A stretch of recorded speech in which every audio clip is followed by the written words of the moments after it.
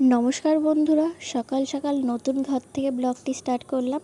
আজকে দেখুন বিছানায় নতুন চাদর সকাল সকাল পেতে নিয়েছি। পুরো ঘরটাকে ঝাড় দিয়ে মোছাও হয়ে গেছে। আজ বৃহস্পতিবার, তাই সকাল সকাল কাজগুলো সেরে নিলাম। ছাদ বাগান থেকে কত ফুল তুলে এনেছি দেখুন, এক সাজি ফুল হয়ে গেছে। বৃহস্পতিবার তো, তাই লক্ষ্মী মাকে স্নান করিয়ে নিচ্ছি। আমাদের লক্ষ্মী মায়ের মুখটা কিন্তু খুবই মিষ্টি।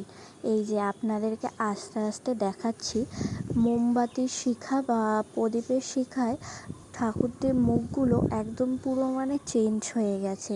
আর সাথে এরকম ধূপকাঠি জ্বালিয়েছি, সকালবেলাটা সারা ঘরে একটা সুন্দর গন্ধ ম করছিল, যেটা সকালটা খুব ভালোভাবে সবার শুরু হয়েছে। এই পুজো দিয়ে চলে এসছে মা, এদিকে উনুন লেপে দিয়েছে, ভাতের হাঁড়িও বসিয়ে দিয়েছে উনুনে, রান্না হয়ে গেছে। আজ রান্না হয়েছে দেখুন, চাটনি হয়েছে, ডালের বড়ার তরকারি হয়েছে, কুমড়ো ও আলু ভাজা, আর সাদা ভাত হয়েছে।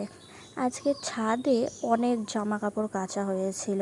সেই জামা কাপড়গুলো যখন বিকেলে উঠেছিলাম তখনও দেখছি যে শুকোচ্ছিল, হাওয়া দিচ্ছিল বলে নামাইনি।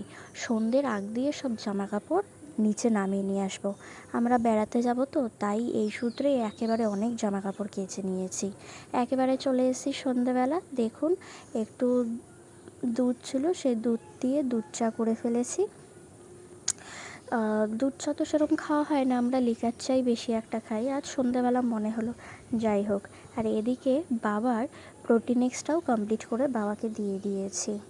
আর রাতের জন্য একটুখানি আলু ভেজে নেব, আর সামান্য দুধ আছে, সেই দুধটা জ্বালিয়ে বাবাকে দিয়ে দেবো। নমস্কার বন্ধুরা, ভালো থাকবেন।